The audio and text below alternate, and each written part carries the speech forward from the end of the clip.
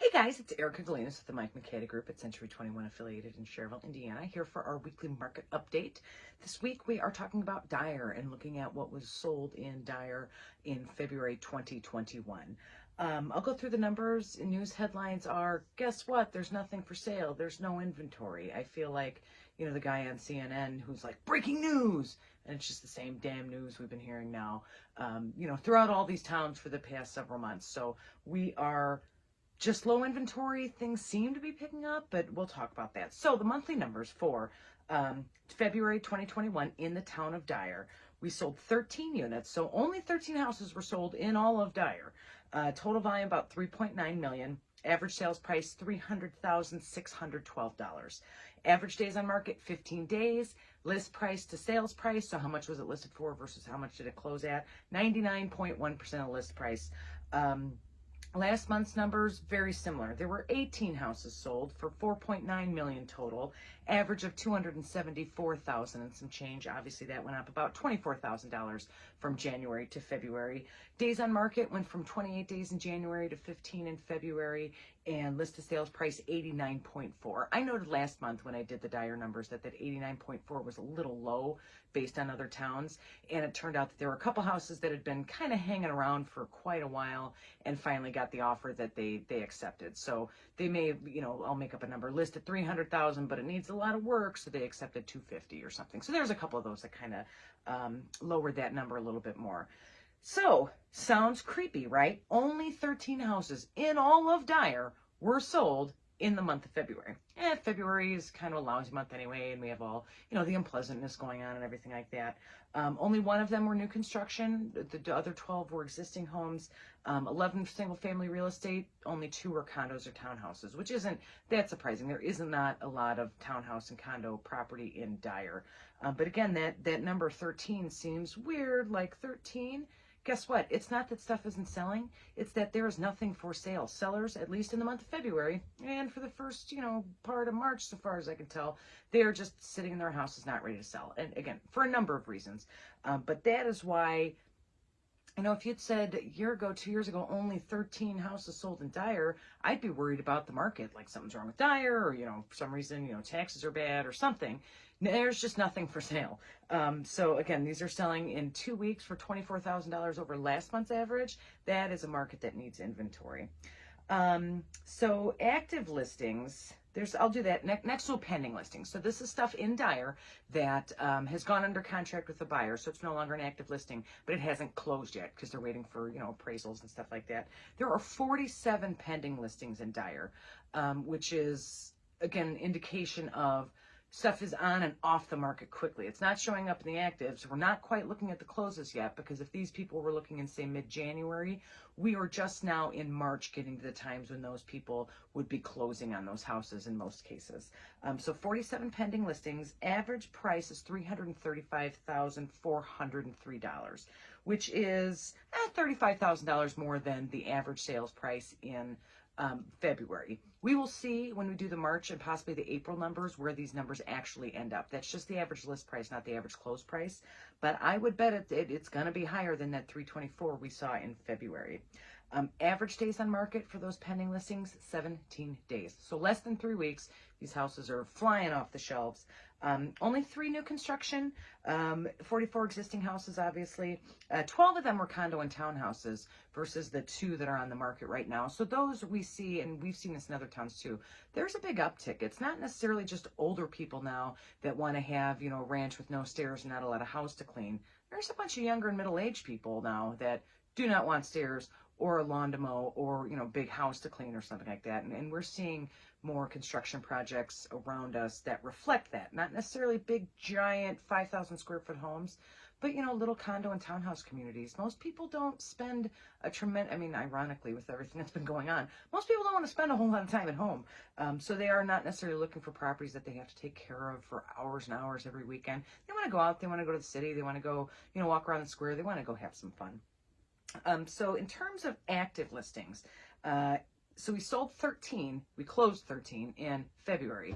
Right now today, there are only 12 listings in all of Dyer that are on the market. Only 12. All the houses all the way from, up north, down south, which is in Hanover Township, Average listing prices on those are $317,000. So higher than average, not ridiculously so, which, like I always say, is a good sign. You don't want big upticks. You want nice gradual stuff. Average days on market for those active listings is 11 days. And there's those numbers, I have notes on that numbers. No new construction. All are existing houses. 2 of them are condos. The rest are existing homes. So one thing that's interesting about the active listings, if you actually go into the MLS and pull everything listed in Dyer, there are 12 houses for sale.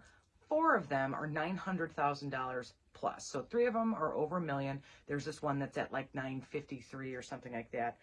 So when I ran the average, it showed like $600-some thousand. And I'm like, no, that can't be right. So I took out those $1 million houses for the purposes of our numbers, because most of my watchers I know are people who are not selling or purchasing $1 million homes. But 4 of those are over $1 million in Dyer. The average listing price, like I said, is about $700,000, just under $700,000. With those $1 million homes, the average days on market is 70 days. But again, all of them, with the exception of one, I think one's been on the market a month, all of them have been on the market for over 100 days, which is pretty standard for houses in that price range. You have a much smaller buyer pool, and a lot of the pressure we see in Dyer is coming from these Illinois buyers. That $1 million+ Illinois buyer is more than likely going to stay in Illinois for a number of reasons. So those houses always get a little stale. So the numbers I gave you, the 11 days on the market, the 317,000 average, those are the average of the more standard homes, not necessarily the luxury homes. If you do have questions about luxury homes or marketing them or purchasing one, absolutely give me a call every time. It's the same skill set, but it's kind of a different industry. I've certainly worked in it before, and I can help you if that is in fact something you're looking for. Dyer, yeah, 12 active listings, only 13 closed in February. Again, this is not a sign that there's a problem with the market. That's a sign that there is no inventory. We've talked in the past about how Dyer doesn't necessarily have much land left to expand to. So the new construction that, Calumet area and Hart Road, those areas have started filling in. I'm interested to see what's going to happen. So we have Greystone, which is, I think, complete, or at least most of it's complete. Then across Calumet on the other, I forget the name of the neighborhood, but they're building back in there. And then once you get south of 109th, there's not really anything going on. There's a couple custom builds you can see that looks like they're on an acre or so. It's going to be interesting to see what happens, because when you have a market like this, when stuff is selling, $20,000 over month to month in less than 2 weeks, you see builders obviously want to get into this area and build. So there's 2 things going on.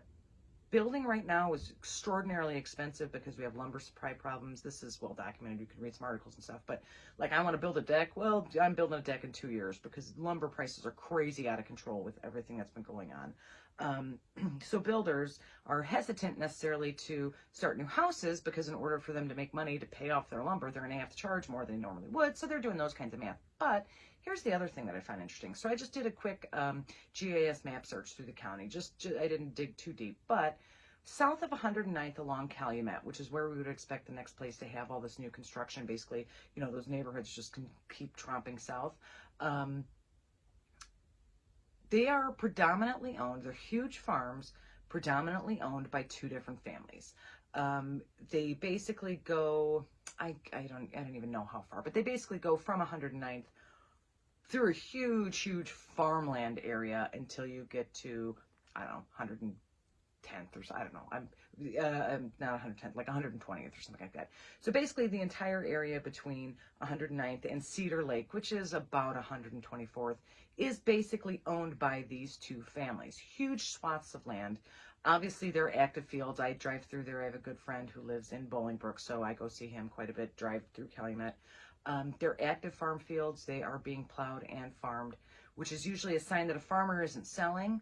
But if this is the last land available in Dyer, then we may see, for better or worse, we may see some building on this land. I mean, they could jam 200 houses on each side. They could really go crazy. I don't know if the farmers are going to hold on to it. I note that both of them don't have, I don't want to say local addresses because they live in the area, but they don't live on that land. And I don't know, I'm not as familiar with these 2 families to know, what their larger plans are, or if they have all these other businesses, as like a lot of farming families do around here. But I just thought it was interesting, because if Dyer is going to expand, that's the place it's going to go, because we got the state line on one side, which is, right where you want to be. And then the other side, if you go in about a half mile or something like that, you basically have, I don't want to say swampland, but you basically have issues with drainage and things like that. And I know that there is the forest preserves right over there as well on 109th. So I'd be interested to see if the state would even approve much building back in that area.